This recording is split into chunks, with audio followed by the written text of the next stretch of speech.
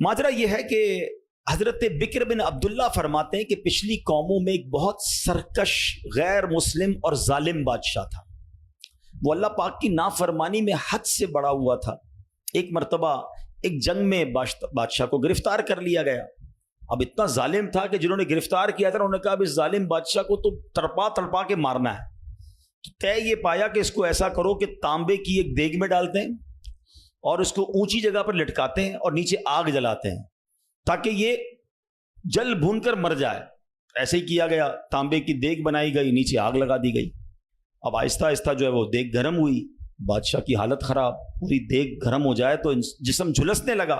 اس نے پہلے تو جھوٹے خداؤں کو پکارا, مگر جس ساری زندگی جن کے آگے پیشانی رگڑی تھی انہوں نے کیا جواب دینا تھا؟ کسی نے کوئی جواب نہیں دیا, کوئی مدد نہیں آئی. اللہ اکبر. اب جب سب امیدیں ٹوٹ گئی نا, سب اس کو پتہ چل گیا کہ اب میرا آخری وقت آ گیا, اب میں گیا, اب میں مارا جاؤں گا. تو اب یہ بادشاہ جو تھا مسلمان نہیں تھا. اس نے مسلمانوں کے رب یعنی خداوند قدوس کو پکارنا شروع کر دیا. وہ کہتا ہے یا اللہ یا رحمان یا رحیم مدد فرما دے, اور بلند آواز سے لا الہ الا اللہ پڑھنا شروع کر دیا.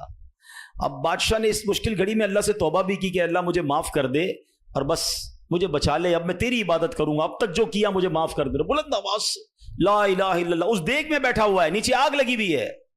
دیکھو کریم نے اس کی پکار کیسے سنی کہ بارش برسنا شروع ہو گئی.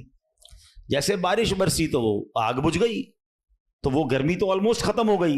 لیکن پھر اتنی تیز ہوا چلی کہ وہ دیگ رسیاں توڑا کر دیگ ہی اڑنے لگی.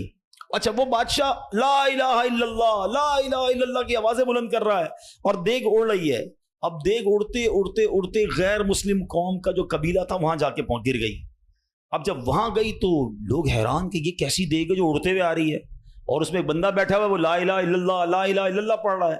تو جب وہ غیر مسلم قریب آئے تو اس بادشاہ نے باہر نکل کر اپنا واقعہ سنایا کہ سنو, میں غیر مسلم تھا, اپنے اللہ کے سوا جھوٹے خداؤں کی پوجا کرتا تھا, میں نے کلمہ پڑھا, اللہ نے اس مصیبت سے نکال دیا اور مجھے یہاں پہنچا دیا. پورا گاؤں کلمہ پڑھ کر مسلمان ہو گیا. اللہ کی جو نا قدرت کے نظارے ہیں. اللہ ایسے نکالتا ہے بندے کو کہ سمجھ بھی نہیں آتی. بات وہی ہے کہ دل سے اسے پکارنا ہے, مگر دل سے گڑ گڑا کر توجہ کے ساتھ فوکس کے ساتھ.